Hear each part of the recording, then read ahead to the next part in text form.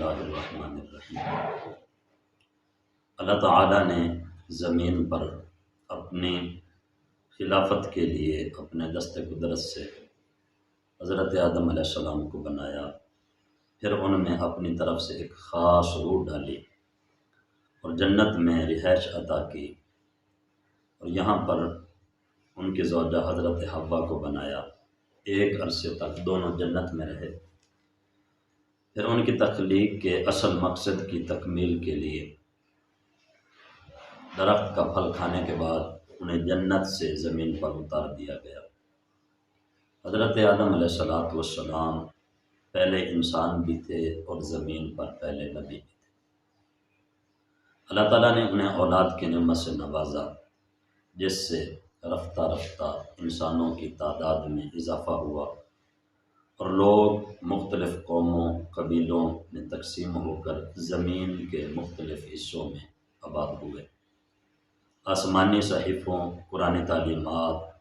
اور جدید ترین تحقیق کے مطابق ابتدا میں انسان توحید اور مذہب کے ماننے والے تھے۔ وہ اللہ تعالیٰ کی وحدانیت پر ایمان رکھتے اور صرف اسی کی عبادت کرتے تھے، جبکہ کفر و شرک یہ بات کی پیداوار ہے۔ انسان کی زمین پر آمد کے بعد گزرتے وقت کے ساتھ ابلیس کی کوششیں رنگ لانا شروع ہوئیں اور لوگوں کو اس نے بہکایا، اور لوگ اس کے بہکاؤں اور وسوسوں کا شکار ہو کر گناہ اور گمراہی میں مبتلا ہو گئے، یہاں تک کہ خالق حقیقی معبود برحق کی بندگی چھوڑ دی اور اپنے ہی ہاتھوں سے تراشے ہوئے بتوں کو خدا سمجھ کر ان کو پوجنا شروع کر دیا۔ کفر و شرک، گمراہی اور بدعملی کے اس ماحول میں لوگوں کو اللہ تعالیٰ کی وحدانیت پر ایمان لانے، شرک سے روکنے، ایمان لانے پر جنت کی بشارت دینے اور کفر اور انکار پر عذاب کی وعید سنانے کے لیے اللہ تعالیٰ نے اپنے مقرب بندوں کو نبوت اور رسالت کا منصب عطا فرما کر ان کے پاس بھیجا۔ ان میں سب سے پہلے کفار کی طرف حضرت نوح علیہ السلام کو رسول بنا کر بھیجا گیا۔ انہوں نے سینکڑوں سال تک بھٹکے ہوئے لوگوں کو راہ راست پر لانے کی کوشش کی، لیکن گنے چنے چند لوگ جنہوں نے ایمان قبول کیا،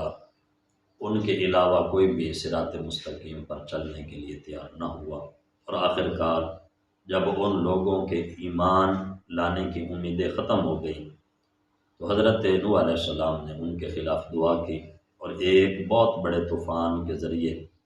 روئے زمین کے تمام کافروں کو اللہ تبارک و تعالی نے ہلاک کر دیا، جبکہ حضرت نوح علیہ السلام اور اہل ایمان کو رب کریم نے اس عذاب سے محفوظ رکھا۔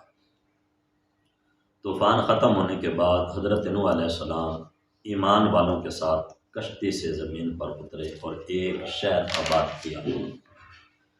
پھر آپ سے انسانوں کی نسل آگے چلی، اسی لیے حضرت نوح علیہ السلام کو آدم ثانی کہا جاتا ہے۔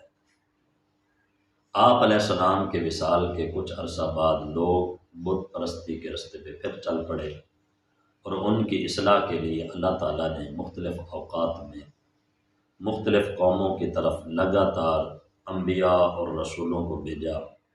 روشن نشانیوں اور معجزات کے ساتھ لوگوں کی ہدایت اور نصیحت کے لیے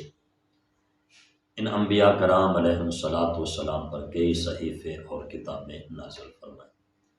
ان سب کی دعوت و تبلیغ و نصیحت کا ایک ہی محور تھا، اور وہ یہ تھا کہ انہوں نے کہا کہ اے لوگوں، واحد اور حقیقی خدا پر ایمان لاؤ، کسی کو اس کا شریک نہ ٹھہراؤ، اور اسی کے سامنے اپنی جبین نیاز چکاؤ، اور اسی کی بارگاہ میں سجدہ ریز ہو جاؤ، اور اس کے بھیجے ہوئے نبیوں اور رسولوں پر ایمان لاؤ، اور ان کی اطاعت اور فرما برداری پر کمر بستہ ہو جاؤ،